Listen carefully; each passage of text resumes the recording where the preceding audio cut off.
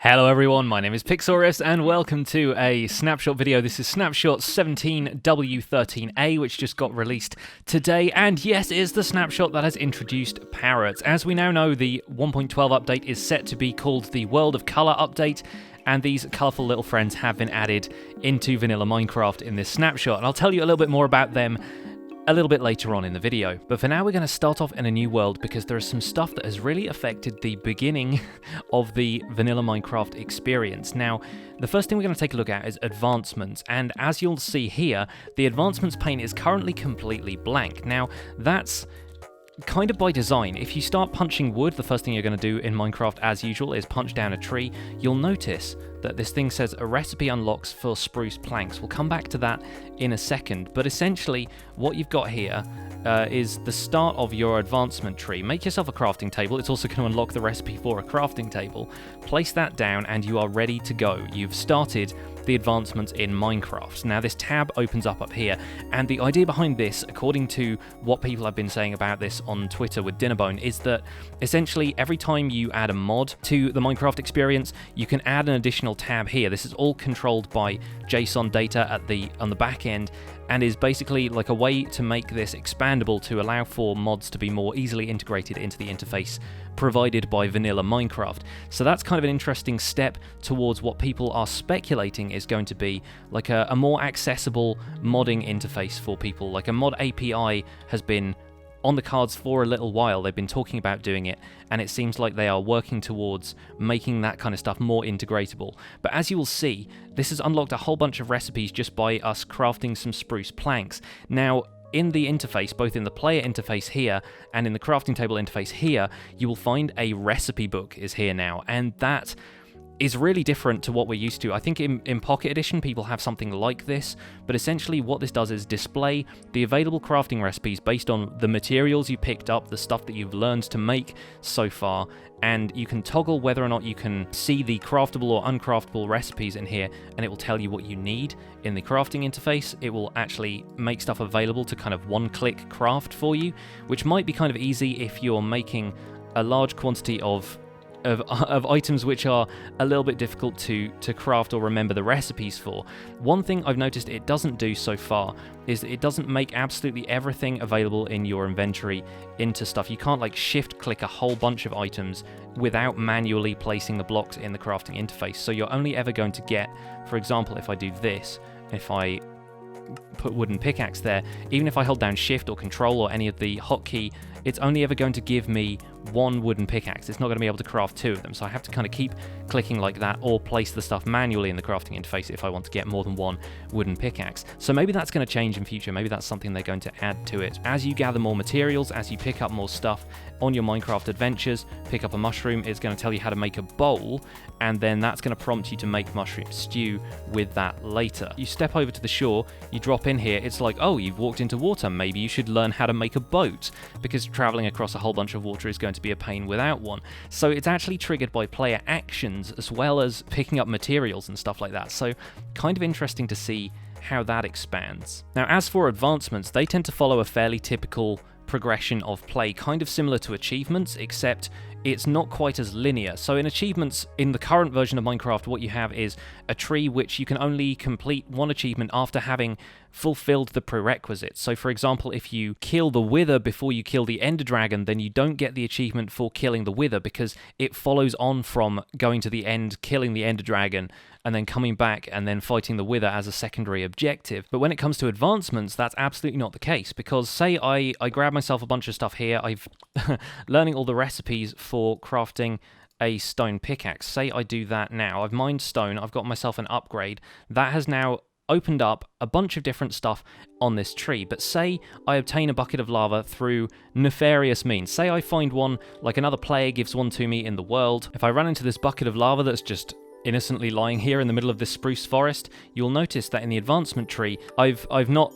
completed the prerequisite of smelting iron, but it still unlocks the next set of stuff in the tree, so it's possible to complete these in a non-linear fashion. Now, the full advancement tree, as I've figured it out, looks like this. So you go through mining stone, getting iron, the 3 things you can do with iron, which is getting armor, tools, and a bucket of lava. The bucket of lava leads to forming obsidian and entering the nether, and the nether stuff branches off into summoning the wither once you've got soul sand and wither skulls, obviously, and then obtaining a blaze rod and getting potions and so forth. Now, I've noticed that a couple of these are currently a little bit buggy. Like, I summoned a wither just from stuff I'd gathered in creative, didn't kill any wither skeletons to get the skulls or anything, but the summon the wither and even killing the wither afterwards doesn't seem to have triggered this advancement being complete. So I'm not sure if these are just kind of buggy right now. It doesn't say necessarily whether you have to build a beacon on top of a pyramid or anything like that. It just says create a beacon, which I did.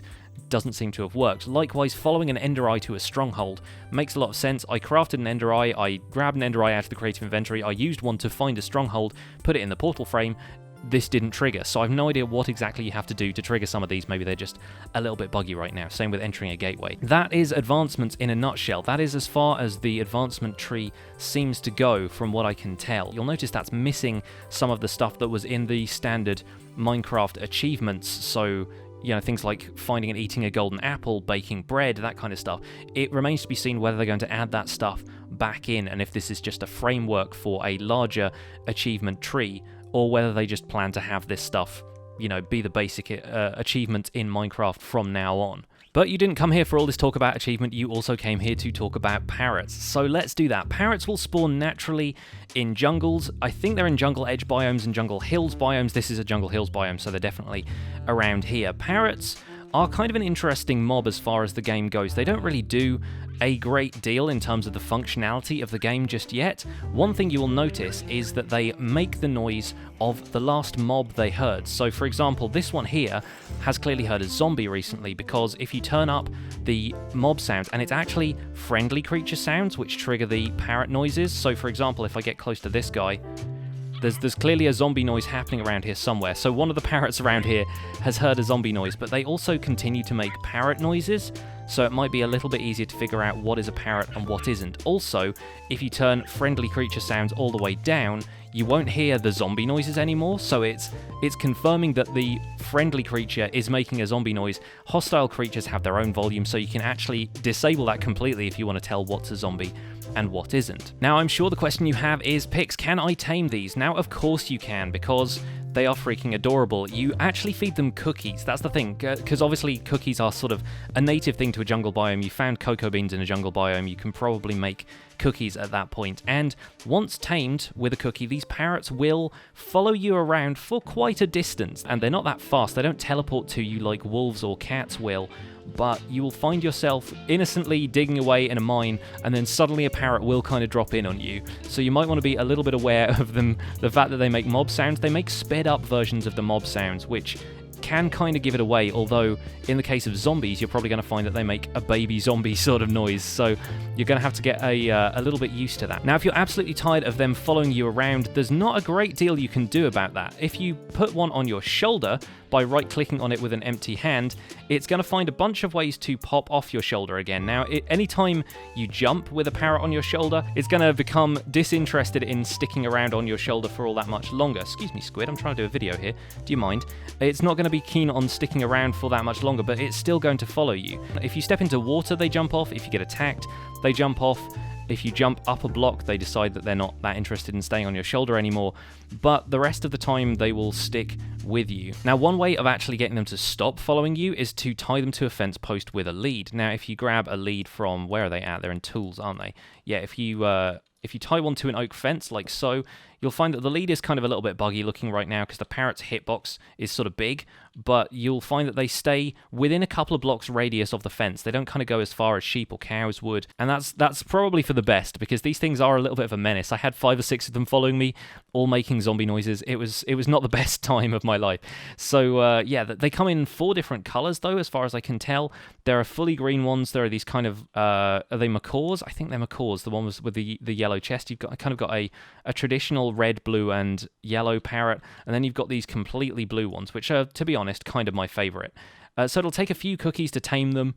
You can wear them on your shoulder after that. I think you can wear them on your shoulder when you're riding a horse as well, and in the creative flying mode, it will disappear from your shoulder a little bit, but then once you step down and then you hop again, you'll notice the parrot is still there. It just has a couple of rendering issues right now, which kind of need to be resolved. And I'm sure your next question was, Pix, can you fly with a parrot whilst wearing elytra? And you can, actually. It's kind of funny. You have to step off of a high place, because if the parrot registers that you've jumped, then it's going to jump off of you straight away.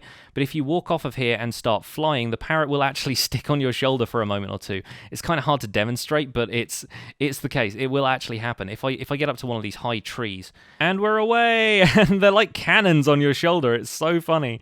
You can fly around with these parrots, and it's not the best not the best way to fly, and obviously as soon as you jump when you land, then they're going to jump off of you again, but it's pretty funny. I quite like that. The fact that you can take these two birds for a ride is pretty cool. Thank you guys for checking out this snapshot with me. My name has been Pixlriffs. Leave a like on the episode if you enjoyed it, subscribe if you want to see more, and I'll see you guys soon. Bye for now.